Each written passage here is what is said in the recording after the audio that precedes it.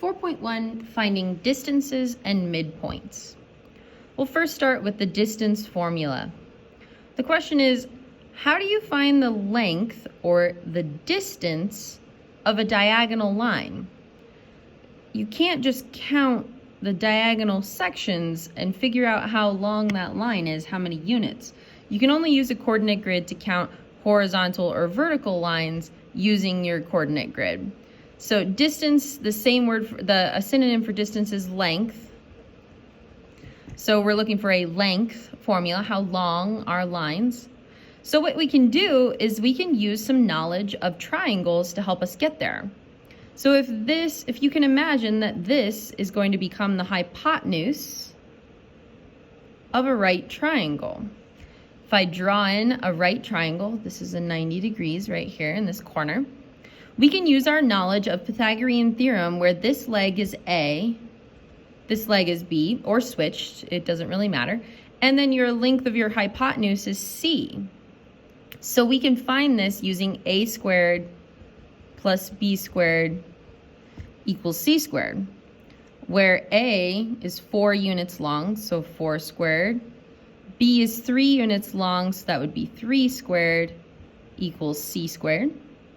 4 squared is 16, 3 squared is 9 equals C squared. 16 plus 9 is 25 equals C squared, and the opposite of a square is a square root.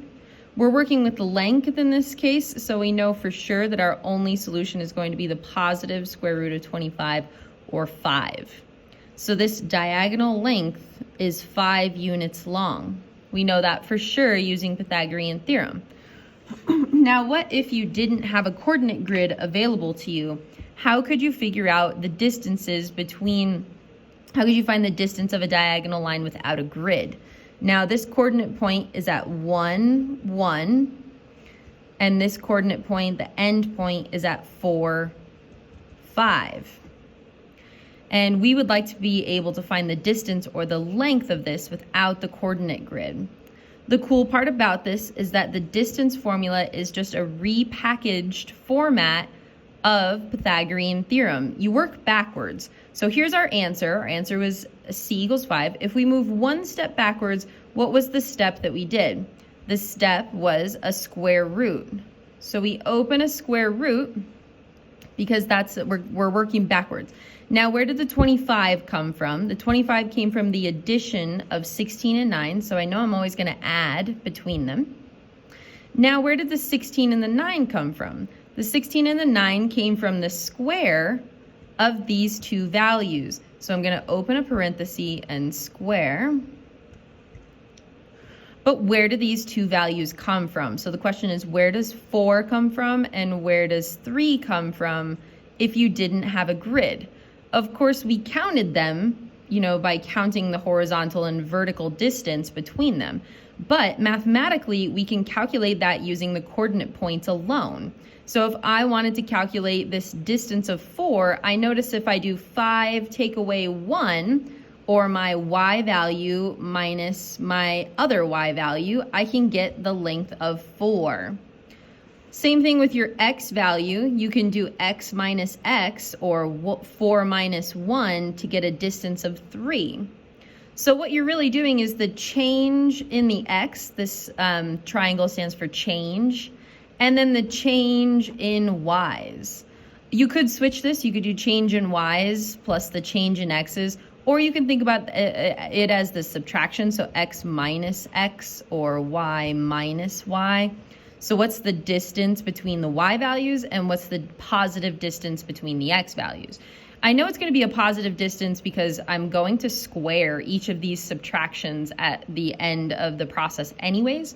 So this is the distance formula. The way you'll normally see it in textbooks is that they'll do y1 minus y2 squared plus x1 minus x2 squared.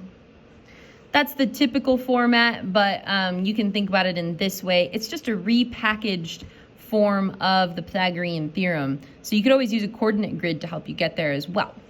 But let's try it if you don't have a coordinate grid. So it says find the distance or the length between these 2 points. I'd like to find the length between E and F. where it's at 1, -2, and 4, 2.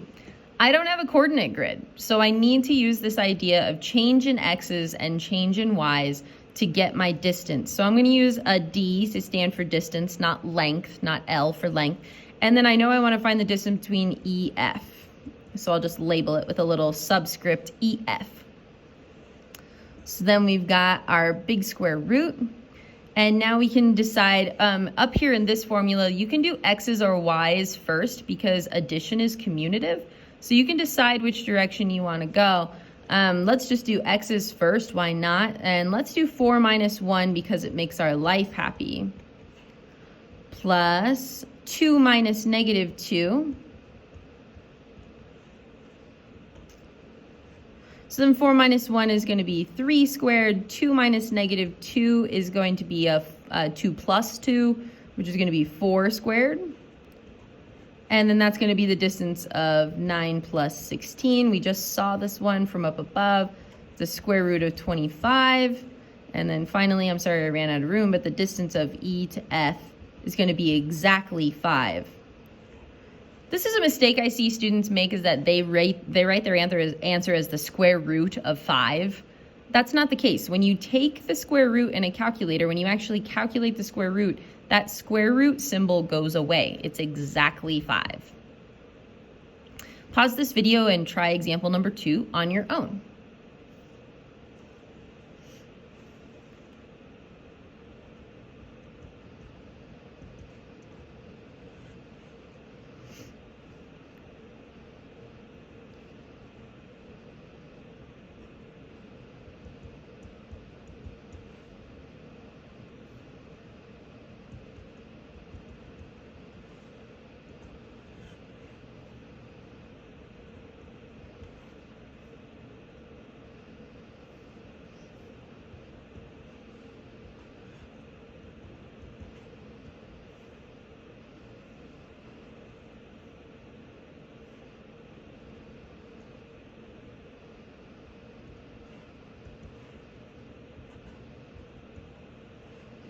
All right, sorry, I said 8 squared was 16, but 8 squared is 64. That's a 64. So it's the square root of 64 plus 4, or the square root of 68. Let's see if this radical simplifies. So 68 can divide by 2, 2 and 34. 34 can simplify 2 and 17. So a 2 and a 2 and a 17. So this simplifies to 2 root 17. And that's the distance formula. Now let's talk about midpoint formula. The midpoint formula is the middle between two endpoints. So let's think about how you would do it with just regular numbers. What is the middle of the ages 24 and 51? Well, you add them together and divide by 2 to get the middle. So 24 plus 51 divided by 2 is going to be 37.5. We're going to do the same thing to get midpoints of coordinate points without a grid. You just average the x's and average the y's. Use a capital letter M to stand for midpoint. I'm emphasizing that because a lowercase letter m is used differently in math. The lowercase letter m is used for slope.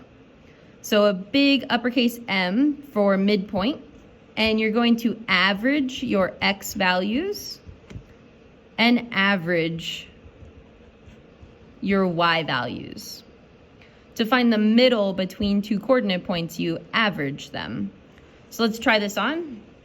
Find the coordinates of the midpoint of the segments whose endpoints are A, B. So capital letter M of AB is going to be x plus x, 5 plus 4 divided by 2, y plus y, negative 2 plus 3 over 2. And now you can choose if you would like to write this as a decimal or if you want to leave it as a fraction. I prefer fractions. So 5 plus 4 is 9 halves. 3 minus 2 is 1 half.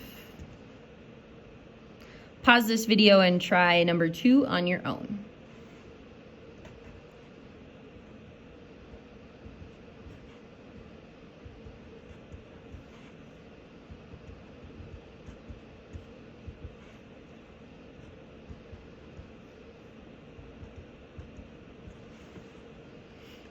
-3 and -5 halves. Given quadrilateral ORST, where O and R and S and T are those coordinate points, find the midpoint of OS and the distance between S and T, or the length of S and T. So first one we're going to do is the midpoint of OS. So midpoint of OS. So the ones we're focused on are O and S. So we're going to do 0 plus 10 over 2, 0 plus 6 over 2. So the midpoint of OS is going to be 10 over 2, which is 5, 6 over 2, which is 3. So the midpoint of OS is 5, 3. Then we're going to find the distance between S and T. So we're using S again and T just to highlight those. So we're going to do, let's do 10 minus 5 to get 5 squared, 6 minus 0 to get 6 squared. So that's going to be 25 plus 36, which is going to be the square root of 61. And that's a prime number, so the distance of ST is the square root of 61. The vertices of ABC are A is 3, 1, B is 2, 6, and C is 3, 0. Give the most specific name for triangle ABC. Now, for giving a specific name for a triangle, recall that you should have both the angle name and the side length name. If you're going to give the angle name, you need to compare the slopes of the two lines to determine if any of them are right angles. Today, I just want to practice finding the name for side lengths, which you use distance formula to do that. So what we're going to do is we're going to find the distance between AB, we're going to find the distance between BC, and we're also going to find the distance between A and C, and see if this is an isosceles, if it's a scalene, isosceles, or equilateral triangle using the distance formula. So if we find the distance of AB, that's going to be 3 minus 2 is 1 squared, 1 minus 6 is going to be 5 squared, so that's going to be 1 plus 25, or the square root of 26. Then we want the distance of BC. 3 minus 2 is again 1 squared, 6 minus 0 is 6 squared, so that's going to be 1 plus 36, or the square root of 37. And then finally the distance from A to C. So 3 minus 3 is 0 squared, 1 minus 0 is 1 squared, so that's going to be the square root of 1, which is just 1.